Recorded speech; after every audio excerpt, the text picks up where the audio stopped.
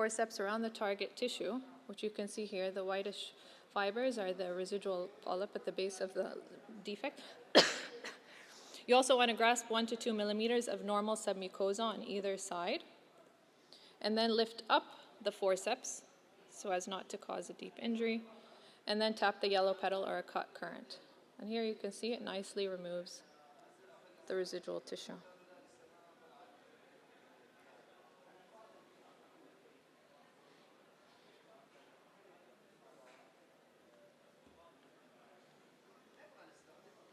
Okay.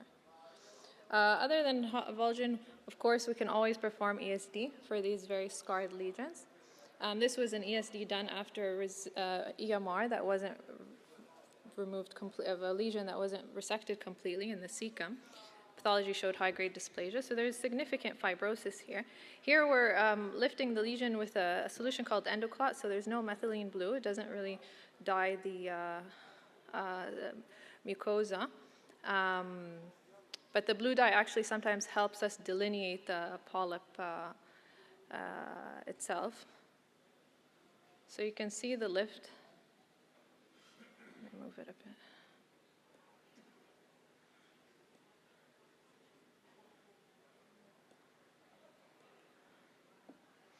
Here we're doing a submucosal dissection. And this is when we encounter fibrosis, if the lesion is very fibrotic. You can see it somewhere here.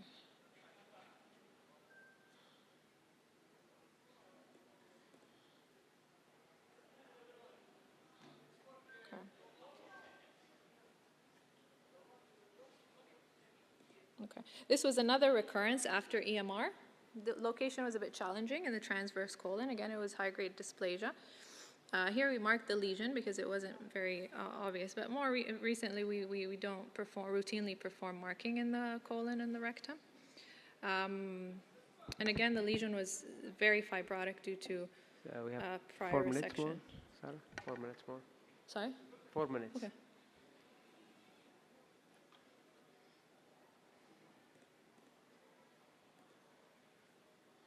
Okay, I'll move on to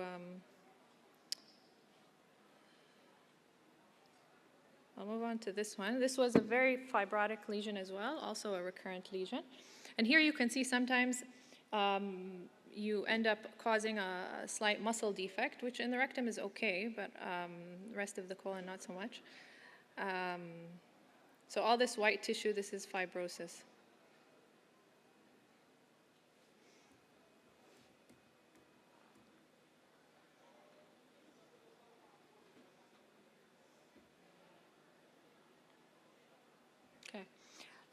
This is a very nice demonstration of a recurrent polyp after TAMIS that was removed with ESD.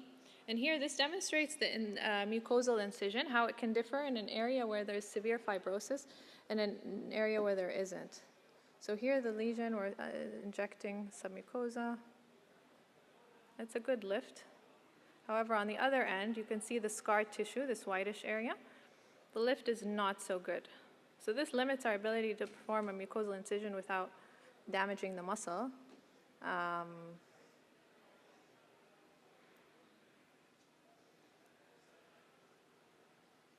So this was a scarred area. And then in comparison, you'll see the incision on the non-scarred area.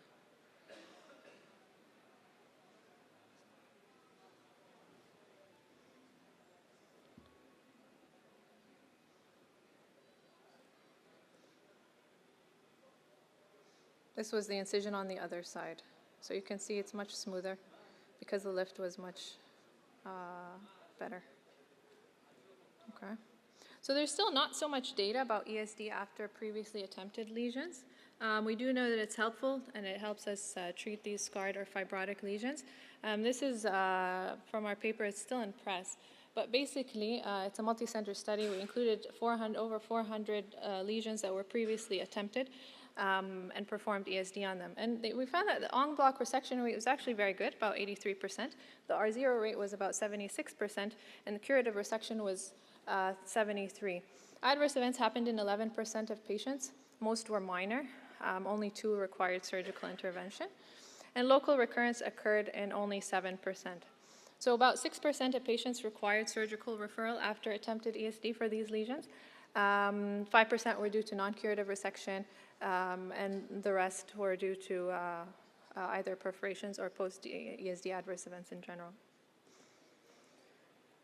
Another method I don't know if I have time, but another method to remove these lesions is CAR, or knife-assisted resection.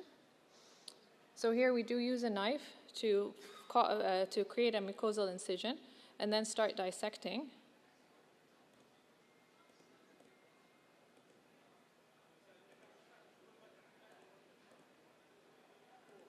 And this is followed by snaring off the lesion.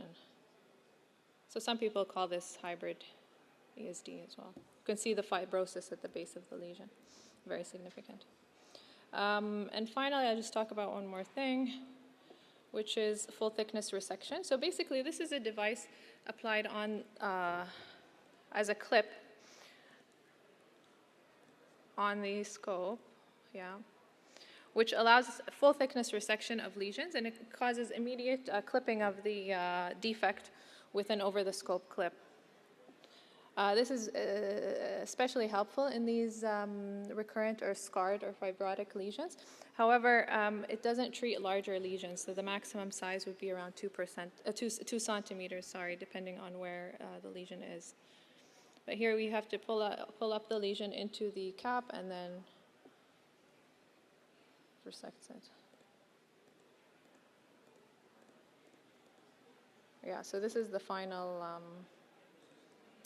image where you can see it was a full thickness resection, so you can see the fat here, but it immediately clips it so it doesn't cause a perforation. There's good data on that as well. Another new, it's a non-thermal method of resection using a device called endorotor. It's been adopted in the West, but not so much on this side of the world just yet. But basically, it's, again, non-thermal resection of these very fibrotic and scarred lesions. During resection, it also suctions the tissue fragments so they can be assessed for histology. But of course, this does not allow for en-bloc resection. It removes just the tissue in small bits and pieces.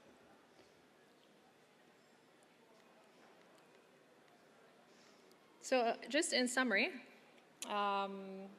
prevention of recurrent polyps is key. It's more important than knowing how to manage them, because complete resection does significantly reduce recurrence and post-colonoscopy colorectal cancers.